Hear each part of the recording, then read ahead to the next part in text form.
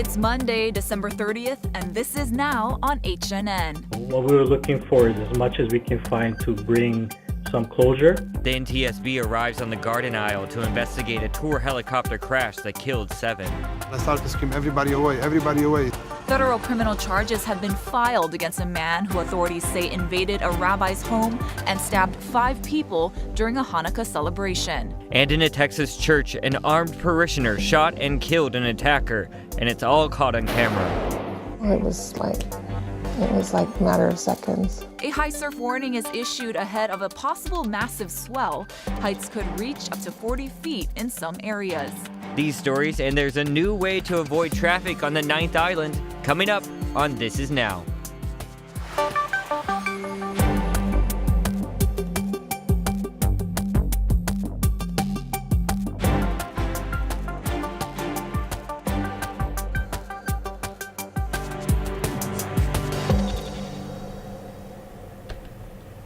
Hey everyone, thanks for joining us. This is Now. We have a lot of news to get to. We were gone for about a week, and of course the biggest story that developed over that week we were off was the tour helicopter crash. You got some new details on that, right, Ashley? Yep, so there is a team from the National Transportation Safety Board on Kauai right now, and they're going to investigate what caused the fatal crash that left no survivors. We're also learning more about the victims and the changing weather conditions on that day last week, Thursday. Now, yesterday I spoke with LA resident Lawrence Yadao Sr. He was out picking maile on Nuololo Trail that Thursday. He said when he went out at around 3:30 in the afternoon, it was nice enough for him to wear shorts, but he said the weather quickly turned, and that's when he noticed a helicopter hovering low above him. Let's listen to what he had to say. It was kind of low, but it was kind of bad, the weather with the fog and the rain, and I could hear the chopper, and then all of a sudden the noise just disappeared, and I don't know, it was just kind of strange. Yadao says he had a gut feeling something was wrong the entire way home. He says he told his wife about what happened on his hike, then she told him the news. She told me, hey, there's a helicopter missing, so I go, what? I mean, just ran to my phone and called KPDA and give them the best information that I could. They got it right on the nose. They found the wreckage. Yadao, who hunts in the area often, says he's been having sleepless nights with the sound of the chopper replaying in his head. Not knowing that maybe I could help somebody. Like, I get a lot of grandchildren, and it's kind of crazy knowing that people just passing away from something like that. A team with the National Transportation Safety Board is on island, and the investigation will look at several factors of the crash: the pilot, the helicopter, and the environment. They'll try to look for any electronic devices that could sort of paint the portrait of what happened. They'll look at tree strikes and other terrain issues to see what direction the accident of flight was coming from. An NTSB spokesman says the investigator in charge is from their Alaska Bureau and has extensive experience with rugged outdoor terrain. He says the location of the wreckage is going to be an obstacle. In general, we try to recover the wreckage. We actually move it to a secure location so the investigators can come back during the course of the investigation to look at any particular component. I don't know if that's going to be possible in this case. All right, Ashley, I know we're talking terrain there, and they're saying it's rugged. I know you're from there, you're familiar with the area, you were even in the area this weekend. What are they dealing with? So the Nepali Coast, if you've ever seen it, it's beautiful, but it's also very treacherous. And what they were saying about the weather just changing quickly like that happens all the time. I mean, the fog can roll in within minutes. It can go from visibility from really good to really poor. And so what's going to be tough for the NTSB is definitely getting to the location of the wreckage. That's going to take a lot of logistics, a lot of weather watching. And so they're saying it could be, the investigation can take up to 2 years. And It's definitely going to take some time, I believe, just because of where it is and the weather that changes so fast in that area.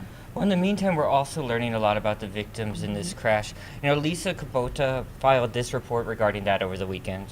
My name is Amy Gannon. I am the co-founder and fund director of the Doyen Group.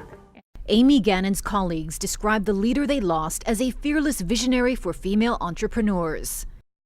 She just lit up a room, and her presence was known. It was known in great ways as how do we make change and how do we make Madison a better place for everybody. According to her co-workers, the 47-year-old's husband and son weren't on the helicopter tour because it was full. But her 13-year-old daughter Jocelyn was also killed in the crash. Heather would always share stories about how Jocelyn sets reminders and timers for Amy to make sure she gets her to her appointments on time. The 8th grader attended Hamilton Middle School. In a letter to families, the school said, quote, "Our community has lost a wonderful young person and the family is experiencing immeasurable loss. Our thoughts and deepest sympathies are with Jocelyn's family." Safari Helicopters identified the pilot as Paul Matero, its chief pilot. The 69-year-old Wailua resident had 12 years of experience on Kauai, according to the company. The owner issued a statement that said in part, quote, "The Safari Helicopter family, along with the broader community, mourn the loss of 7 lives that were on Thursday's sightseeing flight. We mourn with the family members of those who were lost in the tragic accident." Police say the 4 other passengers are believed to be a family from Switzerland, a 50-year-old woman, 49-year-old man, and 2 girls ages 10 and 13. Their names have not yet. All right, those names have not yet been identified from those travelers from Europe that were involved in that crash. You know, we have extensive coverage on this story on our HNN digital platforms. We're also working for new details coming up today on our evening newscast at 5, 5:30, and 6. But again, all that information on our digital platforms. We even posted some more information here on this Facebook page. If you just scroll down on our timeline, you'll see it. All right, switching gears, we're going to talk surf. That's Big right. surf rolling in this right now. Yeah, possibly huge surf. No eddy, unfortunately. Not that no big. eddy. Right, so the National Weather Service issued a high surf warning in advance of a northwest swell that could push surf to near 40-foot face heights for Kauai, with surf almost that high on other islands. So here is Guy with your forecast. How's it on this Monday? An extra large northwest swell will be building today, so a high surf warning has been posted for most north and west shores, except for on the Big Island. And that warning means the waves will exceed advisory levels, big, dangerous, and to a large extent life-threatening for north and west shores by this afternoon, getting bigger in the overnight and early morning hours. But still, it's not enough for the eddy organizers. Contest organizers are saying that this swell is expected to peak in the overnight hours and drop tomorrow afternoon, so that's why they will not run the contest. Now, the weather can't be any more beautiful. We've got lots of sunshine on tap today. We have breezy trade winds and just a few minor splashes for a handful of windward spots. Really not much at all. It's going to be a gorgeous day across the state with those breezy trade winds. Temperatures running into the low 80s. And again, that high surf warning is posted for Kauai, Oahu, and Maui County. And the Big Island, they'll be out of the loop in terms of big surf because the waves will be blocked by the rest of the islands. So breezy trade winds build in, and it's going to be nice and breezy through Wednesday, kind of easing up on Thursday. And then on Friday, the winds get strong again. It's going to be a very, very gusty weekend, but the weather will still be very, very nice. Keep it here on Hawaii News Now. We'll have all your severe weather updates. All right, thanks, Guy. And over the weekend, TMT opponents danced and chanted on Mauna Kea Access Road, but their actions did not block public access to the summit for the first time in nearly 170 days. They worked with county crews to clear the road of their main kupuna tent. That portion of the camp is now on the side of the road, on top of a black covering and gravel used to protect the lava. But the other part of the encampment below the intersection leading to the summit is still occupied. Guests were also welcomed back to the reopened visitor center. I know, it's taken, this is a long process. It's taken this long to get here. 5 months, I guess, doing the math off the top of my head. And we've mentioned this. We worked on a documentary over the last few weeks. It aired on Christmas, Decade in Review, and we've sort of broken it up. I want to air some pieces of that. Regarding TMT and all the developments there, we sort of came up with this little piece. We want to show it to you. Let's play it out. We are at a standstill in a sense for the time being. The continued blockage of the road is a concern. It is a risk and a wrench for us to have to step away to this point. We're going to have differences, and I know. I never dreamt I was going to find myself in handcuffs in a paddy wagon one day. The protesters continue to break the law. I will try my damnedest to be better. For me, this is the most serious stand. One day for Mauna. Tomorrow we will continue. We have a lot of support here. We were not going to just stand to the side. We're not going to just sing songs and watch these trucks drive by. It's going to create a lot of jobs. We can feel the wave building and getting bigger and bigger. This is so much bigger than a telescope being built. This is humanity. These are human beings whose hearts are hurting. I think it's important to remember that the conflict over the 30-meter telescope, or this conflict at Mauna Kea, isn't simply people who are for TMT or against TMT. There are so many people in the middle who really haven't spoken out, who might have questions about the conflict, who don't really know where they stand. Ultimately, it is, either the TMT goes up or it doesn't go up. That's our stance. We're not willing to compromise on it. We made that very clear. It's a very unusual feeling, if you will. We've been shut down for weather purposes, maybe for many weeks at a time, but never by choice. I think we were surprised that these new voices appeared a couple of years ago, which were not there during the 6 years of activity that we'd had talking to the community. In 2015, there was a standoff at Halepohaku between government and activists, and this is what we are seeing today. However, what has happened in 2019 is this entire movement, it's this encampment. It's been this stalemate that's gone on for more than 5 months. One of the things that has happened has been the growth of a truly resurgent Hawaiian cultural movement in the form of kapu aloha and the effort to protect the summit of Mauna Kea from the 30-meter telescope. That sort of cultural understanding that we oppose, that we resist things with aloha, that is, that we aren't aggressive or angry or violent about this, and in fact there are strict rules about the practice of kapu aloha. So stand up regular. This is a major kind of change, because in bringing that protocol back and bringing our language back and aiming our people toward learning those dances and stories, we are actually changing the way we see ourselves. There's been a resurgence in Hawaiian culture, in Hawaiian language since the 1970s. Obviously, the hokulea.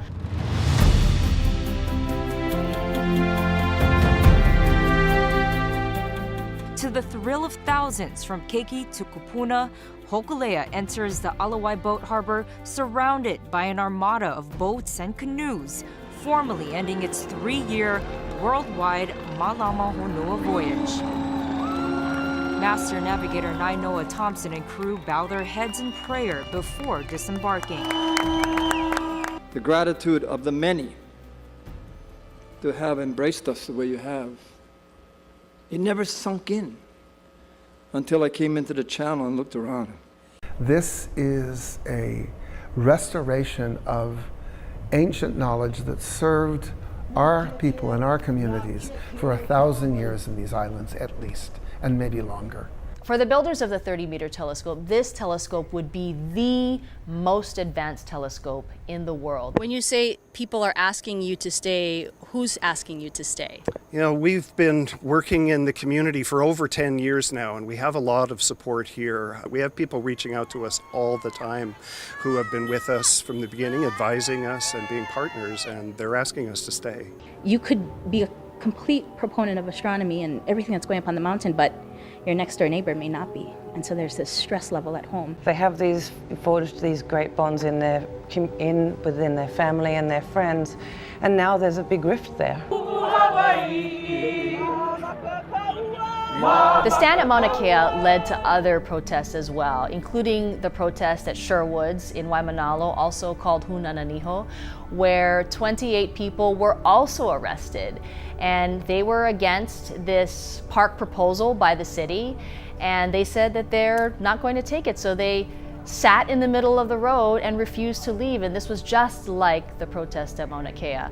And then that led to the protest against the wind farm, where there were dual protests in Kalailoa and also in Kohuku, where the protesters there said, we're not going to stand for the building of this wind farm, even though the wind farm and both the Sherwoods project had already gone through their legal reviews and were ready to build.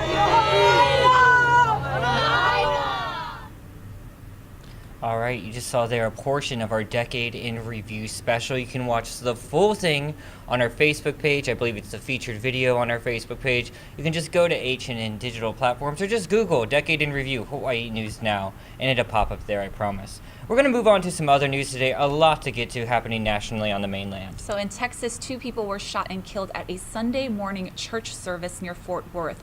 The service was being live streamed when the shooting began, and an armed parishioner shot and killed the attacker. Mireya Villarreal reports.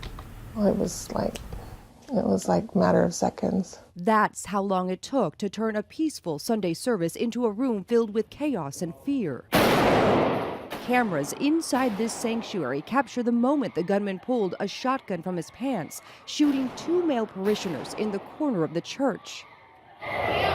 Some people ran to escape the danger while others hid under pews. Isabel Ariola and her family noticed the man sitting toward the back of the church. I don't feel comfortable. I said he just, is giving me a bad vibe. She was within feet of the gunman when he started shooting. I tell my husband, let's go, give me my baby. And I just said, I got to get her out of here. The gunman was killed by a parishioner who's part of a volunteer security team. Several more members drew their guns as well. There were more than 240 people inside at the time. This team responded quickly, and within 6 seconds, the shooting was over. Church members identified the 2 men who were killed as Richard White and Tony Wallace. We lost 2 great men today, but it could have been a lot worse. This has been Ariola's church for more than 15 years, and she says she has no plans to stay away. We have to pray that we can get back. I have to, thank God that I'm alive. The FBI is working with local and state authorities to try and figure out more about why or how this could have happened. Right now, they are not releasing the gunman's name, but we do know that he has ties to this community and a criminal history. At this point right now, the congregation is planning to come back here tonight to finish the Sunday service that was interrupted yesterday. Mireya Villarreal, CBS News in White Settlement, Texas. And new details in the horrific stabbing attack at a Hanukkah celebration in New York. The governor is calling it an act of domestic terrorism. At least 5 people were hurt, including an elderly man who was in critical condition. Officials say the attack is part of a national rise in anti-Semitic attacks. Tom Hansen has more. Members of the Jewish community rallied in Brooklyn Sunday night,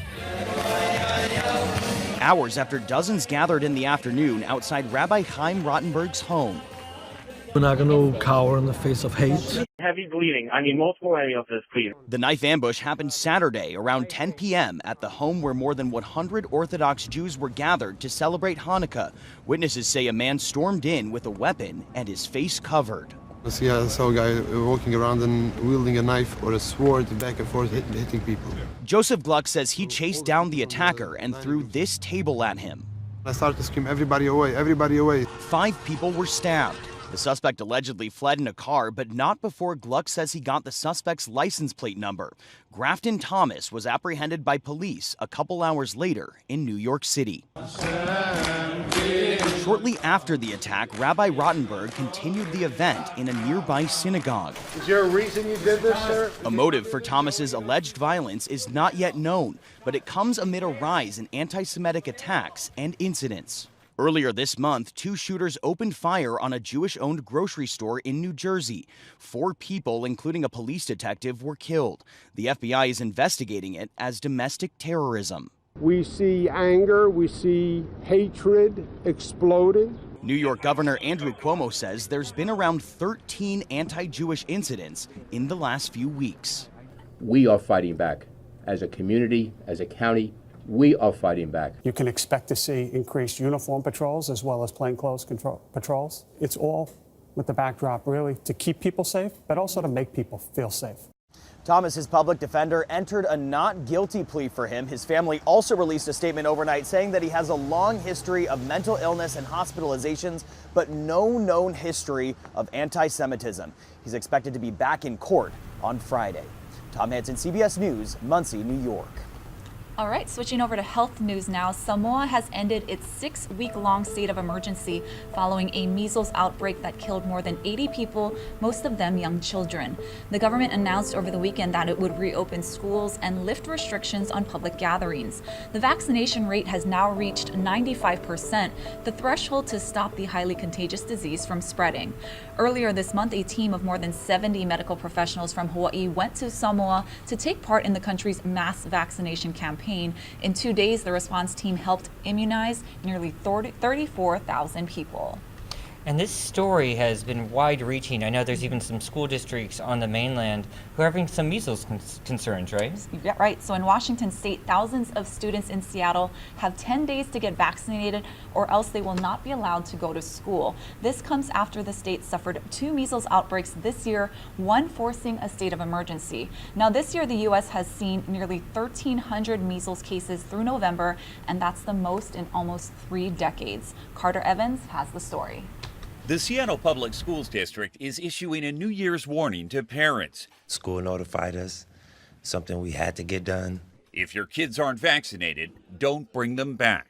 In December, the school district's website issued a notice to families saying their kids could not attend school until the required information is provided to the school nurse, and students must be vaccinated by January 8th. If any students show up on that on the 8th and they don't have their records up to date, they'll be put aside in a room. Their parents will be contacted to come and collect the students. Seattle's public schools says roughly 2,000 students still need vaccines. They're not alone. Measles outbreaks in the U.S. this year have forced a number of states to take action. Last December, Rockland County in New York barred unvaccinated children from schools with low vaccination rates. And by June, New York passed a new law that applied to all public and private schools in the state. It eliminated religious exemptions for vaccines. The state of Washington was hit hard this year with 87 confirmed cases of the measles. In the wake of the outbreaks, Washington state law also banned vaccine exemptions for personal or philosophical reasons for measles, mumps, and rubella. And now Seattle schools are turning into free immunization clinics to help. She rolled my sleeve up and she put alcohol on my arm, and I just got a shot. Today and tomorrow, 2 schools will be open for vaccinations. Carter Evans, CBS News.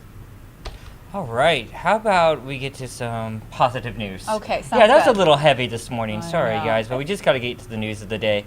And now we're going to talk something on the 9th Island, some big changes that could have some implications here. Yeah, this could be cool. So Elon Musk, the famed engineer and entrepreneur behind companies like Tesla and SpaceX, well, he's building a giant commercial tunnel under Las Vegas and says it will be fully operational next year. So the 2 tunnels, said to be about a mile long each, will connect the Las Vegas Convention Center to the Strip. Now, passengers will be transported by autonomous vehicles reaching speeds of 155 miles per hour. Whoa, are they all Teslas?